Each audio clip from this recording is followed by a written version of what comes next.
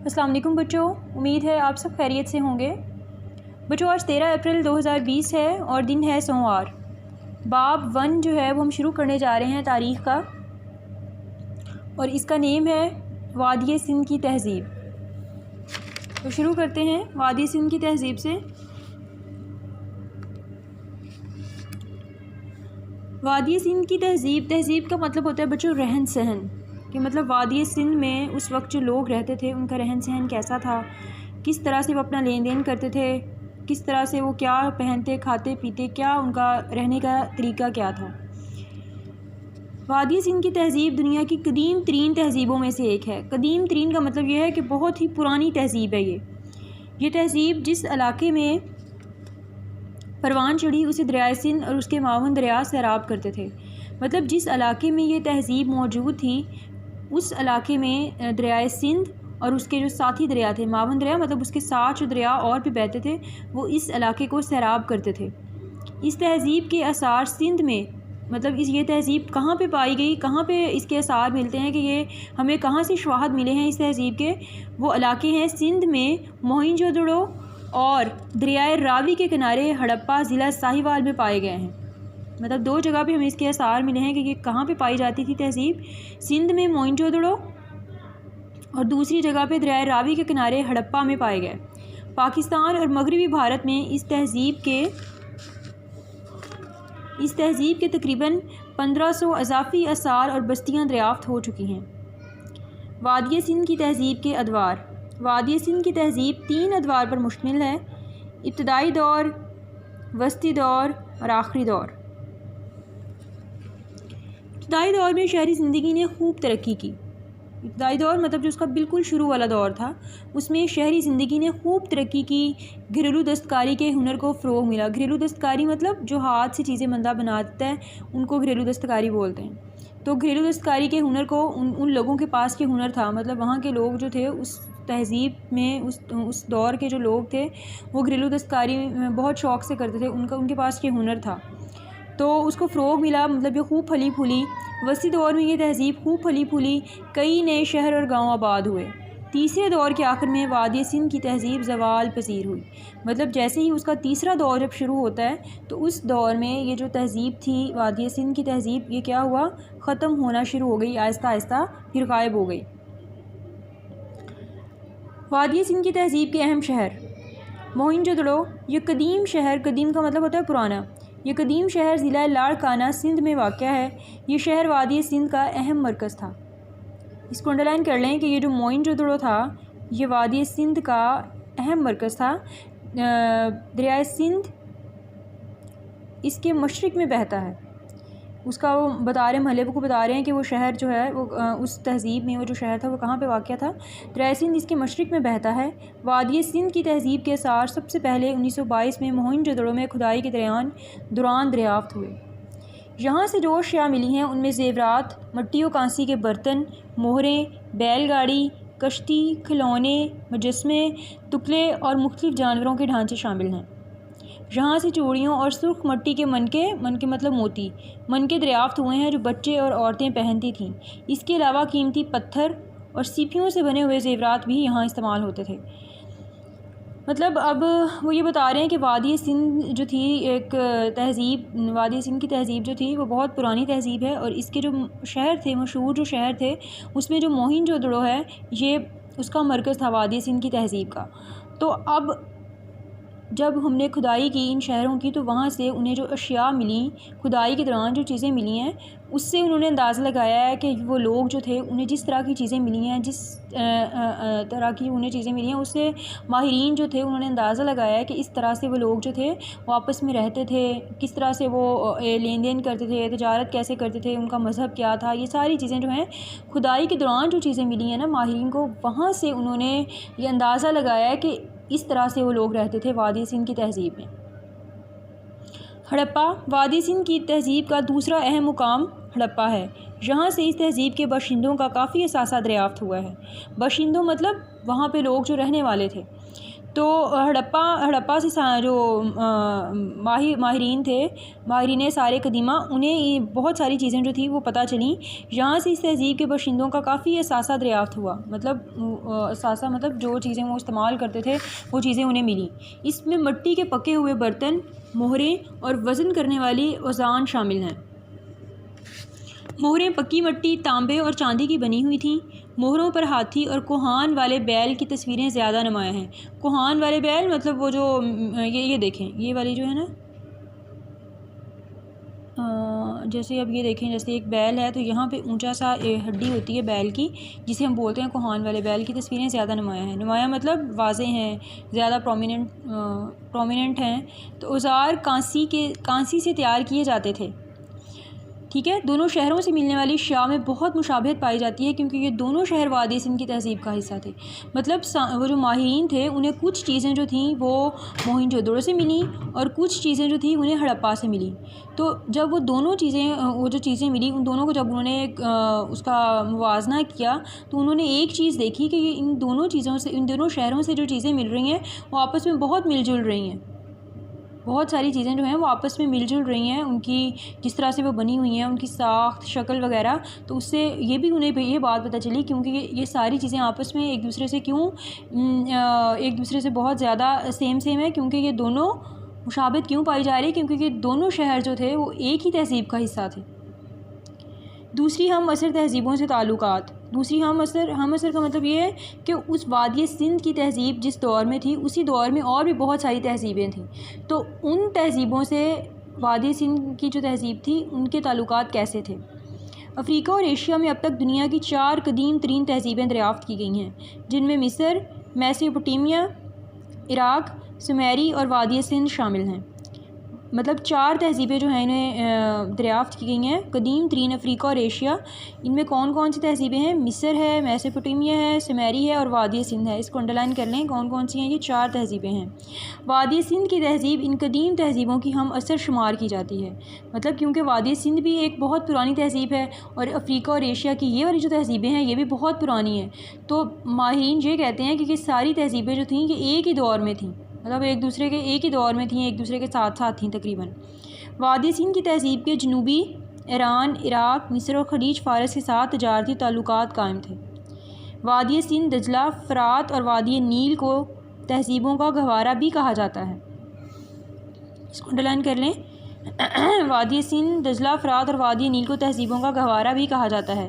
اس کے سومیری اور بابل کی تہذیبوں کے ساتھ بھی تجارتی اور مذہبی تعلقات قائم تھے. سومیریا میں کھدائی کے دوران وادی سندھ کی مہریں، برتن اور ایک پتھر کے پیالے پر کوہان والے بیل کی تصویر ملی ہے. ان آثار سے ان تہذیبوں کے باہمی تعلقات کا پتہ چلتا ہے. عراق کے مختلف مقامات سے جو تختیاں ملی ہیں ان سے پتہ چلتا ہے کہ لوگ تجارتی سامان وادی سندھ لے کر جایا کرتے تھے. چیزوں کے تبادلے کے سلسلے میں لین دین کے معاہدے بھی موجود تھے. مصر سے عمارتی پتھر، کھالیں، سونا، زمرد، رسیاں اور خشک چیزیں وادی سندھ میں آتی تھیں. ان چیزوں کے بدلے میں برتن، اون اور لکڑی مصر بھیجی جاتی تھی. عراق سے چاندی، اونی کپڑے، چمڑا اور تیل وادی سندھ میں آتا تھا.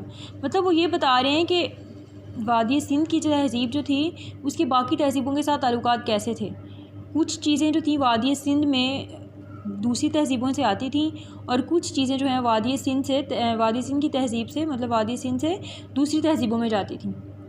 میسوپوٹیمیا کے وادی سندھ کے ساتھ تجارتی تعلقات قائم تھے. ان کے درمیان فنون اور دستکاریوں کا تبادلہ ہوتا تھا. دستکاریوں کو مطلب ہاتھ سے بنی ہوئی جو چیزیں ہوتی ہیں.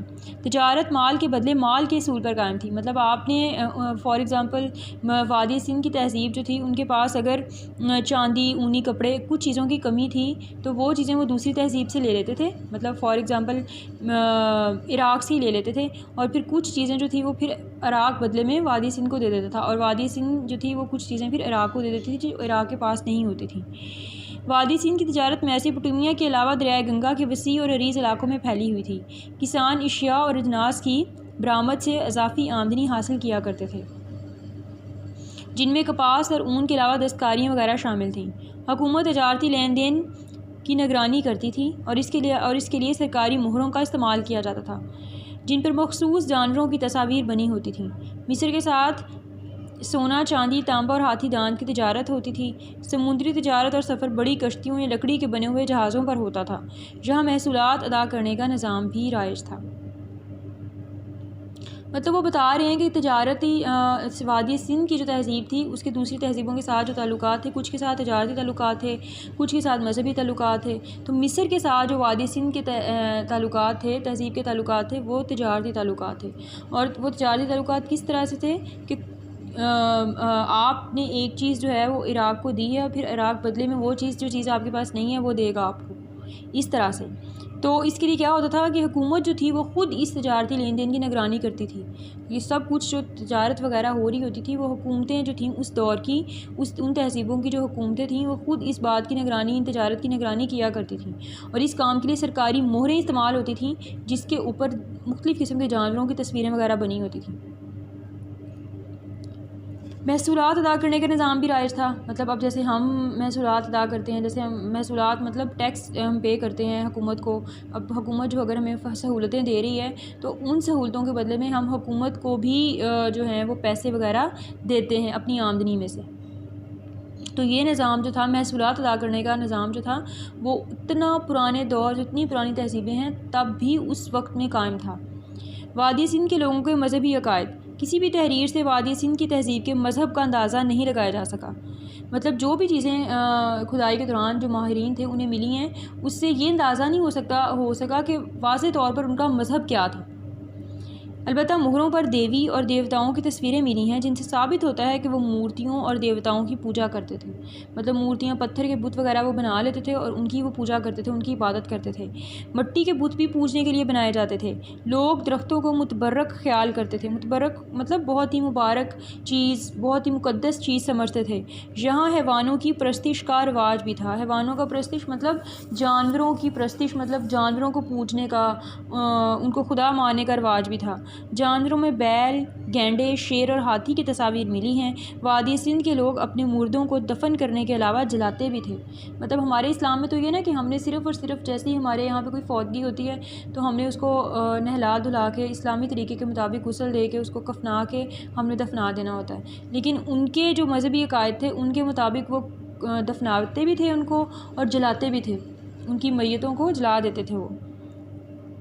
माशरती निज़ाम और उसके नुमाया खुदखाल, वादी सिंध की ज़िंदगी का कारोबार एक बाकायदा इंतज़ामिया के तहत चलाया जाता था। मतलब उनका जो माशरती निज़ाम था, जैसे माशरा एक पूरा एक सोसाइटी है, माशरा है, उसको किस तरह वो चलाते थे, तो इस तरह से वो बता रहे हैं कि एक बाकायदा इंतज़ाम होता था, कानून बनाए हुए थे और उसके मुताबिक जो थी वो इंतज़ामिया उस माशरे को चलाया करती थी। वज़न और नाप तोल दुरुस्त और मयारी रखने पर ज़ोर दिया जाता था। मतलब नाप तोल में कमी जैसे कर देते हैं बाज़ दुकानदार, मतलब पैसे पूरे ले लेने हैं और वज़न जो है वो कम देना है आप चीज़ का। तो इस चीज़ को बहुत सख्ती से वहाँ पे उस तहज़ीब में रोका जाता था कि इस तरह से कभी कोई ना करे। सफाई करने वाले मुलाज़िम गलियों और रास्तों को साफ़ सुथरा रखते थे। यहाँ का माशरा मुख्तलिफ़ हिस्सों में बढ़ चुका था, मतलब मुख्तलिफ़ हिस्सों में तकसीम हो चुका था। इसका अंदाज़ा हमें शहर की मनसूबाबंदी से होता है, जिसमें ऊपर वाले हिस्से में उमरा और बारसूख लोग रहा करते थे, जिनके घर बड़े होते थे। मतलब किस तरह से उन्होंने माशरे को बांटा हुआ था कि भाई अमीर लोग और गरीब लोग, जो अमीर लोग थे उनके लिए वो अलहदा से घर बनाए हुए थे और उनके घर किस तरह से, उनके घर बड़े बड़े होते थे और उसमें उमरा मतलब अमीर लोग और ऐसे लोग जो बड़े ताकतवर थे वो रहते थे। मुलाज़मों के लिए अलहदा क्वार्टर्स हुआ करते थे। अलहदा क्वार्टर्स मतलब छोटे छोटे घर जो बनाए हुए थे वो। लोगों की अक्सरियत गरीब थी। ये शहर के निचले हिस्सों में छोटे मकानों में रहते थे। मतलब जो अमीर लोग थे वो बड़े शहर की ऊंची जगहों पे बड़े बड़े घरों में रहते थे और जो गरीब लोग थे वो शहर के नीचे वाले हिस्सों में छोटे छोटे घरों में रहते थे। किसान गांव में रहा करते थे और जबकि खाना बदोश जंगलों और मैदानों में मवेशियों के रेवड़ों के साथ फिरा करते थे। खाना बदोश वो लोग होते हैं जिनका अपना कोई घर नहीं होता, वो कभी कहाँ छोटा सा घर खैमा से लगा कर बैठ गए, कभी कहाँ खैमा से लगा कर बैठ गए, उनको खाना बदोश कहते हैं। कारीगर और ताजर भी शहरों में रहते थे। जो ताजर लोग थे जो तिजारत करते थे वो भी शहरों में रहते थे। शहरों में बड़े बड़े महल्लात, मंदिर और मकबरे देखने में नहीं आए। मतलब इस तरह हमारे यहाँ बने होते हैं कि बहुत बड़े बड़े महल और मंदिर اور مقبرے جیسے بنے ہوتے ہیں شہروں میں، ویسے وہاں پہ اس تہذیب میں نہیں تھے۔ مردوں اور عورتوں کے درمیان کام تقسیم کیے گئے تھے، مطلب یہ نہیں تھا کہ صرف اور صرف مرد ہی کام کرتے تھے، وہاں پہ عورتیں بھی مردوں کے شانہ بشانہ کام کیا کرتی تھیں۔ عورتیں آٹا پیستیں، کپڑا تیار کرتیں اور مویشیوں کی دیکھ بھال کرتی تھیں، جبکہ مردوں کا پیشہ کاشتکاری، تجارت اور صنعت کاری تھا۔ کاشتکاری مطلب کھیتی باڑی کرنا، یہ فصل وغیرہ اگانا، کاٹنا، بیچنا۔ تجارت مطلب چیزوں کو مطلب بنا کے ان کو بیچنا، اور صنعت کاری بھی یہی تھا، صنعتیں لگانا، چیزوں کو بنانا اور پھر بیچنا۔ وادی سندھ میں کپاس کی کاشت ہوتی تھی، کپڑا بنے کی ٹکلیاں بھی گھروں سے ملی ہیں، مطلب ٹکلیاں مطلب جن سے کپڑا بنا جاتا تھا، بنتے ہیں نا کپڑا، جیسے سویٹر، اون کا سویٹر بنتے ہیں، اس طرح سے کپڑا بھی بنتے ہیں، تو اس کی وہ جن مشینوں کے اوپر وہ جو بھی انہوں نے گھر میں بنانے کے لیے ٹکلیاں جو استعمال ہوتی ہوں گی وہ بھی ملی ہیں، تو جو اس بات کی شاہد ہیں کہ کپڑا بننا بھی لوگوں کا پیشہ تھا، مطلب لوگ کپڑا بن کے بھی پیسے کماتے تھے۔ مٹی کی مورتیاں اور ان پر بنے ہوئے کپڑے کے نقوش پارچہ بافی کی صنعت کا پتہ دیتے ہیں۔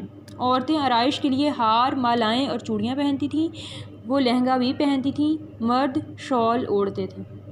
مطلب ان کی وادی سندھ کی تہذیب میں جو مرد عورت ہیں ان کے کپڑے اور کس طرح سے ہوتے تھے، جو عورتیں تھیں وہ اپنے آپ کو سجانے کے لیے ہار جو ہوتے ہیں گلے میں پہنتے ہیں وہ، اور مالائیں بڑی بڑی جو ہوتی ہیں وہ، اور چوڑیاں پہنتی تھیں اور لہنگے پہنتی تھیں، اور مرد جو تھے وہ شال اوڑھتے تھے۔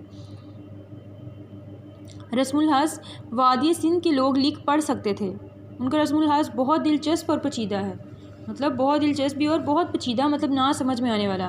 اس عہد میں لکھنے کا ایک اعلیٰ نظام وضع کیا گیا تھا جس میں 400 علامات تھیں، مطلب اس دور کے جو لوگ تھے انہوں نے 400 علامات بنائی ہوئی تھیں، اور ایک بہت ہی اعلیٰ نظام بنایا ہوا تھا، مطلب وہ نظام جو تھا وہ استعمال کرتے تھے لکھنے پڑھنے کے لیے، ان کی اپنی ایک خاص علامات تھیں جن کو وہ استعمال کرتے تھے، اسے تاجر، فوجی اور سیاسی افراد استعمال کرتے تھے، مطلب وہی لوگ پھر انہیں سمجھ سکتے تھے جو پڑھے لکھے ہوتے تھے، جن کو ان علامات کا پتہ ہوتا تھا۔ آثار قدیمہ کے ماہرین ابھی تک ان علامات کے معنی تلاش نہیں کر پائے، مطلب انہیں ملے تو ہیں، یہ علامات انہیں ملی تو ہیں لیکن ان کے معنی وہ ابھی تک نہیں ڈھونڈ پائے۔ البتہ بعض نے خیال ظاہر کیا ہے کہ یہ تحریریں ایک سے زیادہ زبانوں پر مشتمل ہیں، مطلب یہ ایک زبان کی تحریر ہے ہی نہیں، یہ بہت ساری زبانوں کو ملا کے بنائے گئے ہیں، اسی لیے پھر انہیں ان کے معنی نہیں پتہ چل سکے۔ جب تک کوئی ماہر اس تہذیب کے رسم الخط اور الفاظ پڑھ نہیں لیتا اس وقت تک اس تہذیب کے کئی گوشے چھپے رہیں گے، مطلب جب تک یہ والی جو کوئی بالکل اس کو صحیح سے پڑھ نہیں لیتا، اس کو سمجھ نہیں لیتا، تب تک اس تہذیب کے اگر کوئی اس کو پڑھ جائے یا اس کو سمجھ جائے تو پھر اس وادی سندھ کی تہذیب کے بہت سارے راز جو ہیں وہ پتہ چل سکتے ہیں۔ تو بچوں آج کا سبق یہیں پہ ختم ہوا، انشاءاللہ اس سبق کا جو اگلا ہاف ہے وہ ہم اگلے لیکچر میں دیکھیں گے، تو اب تک کے لیے اللہ حافظ۔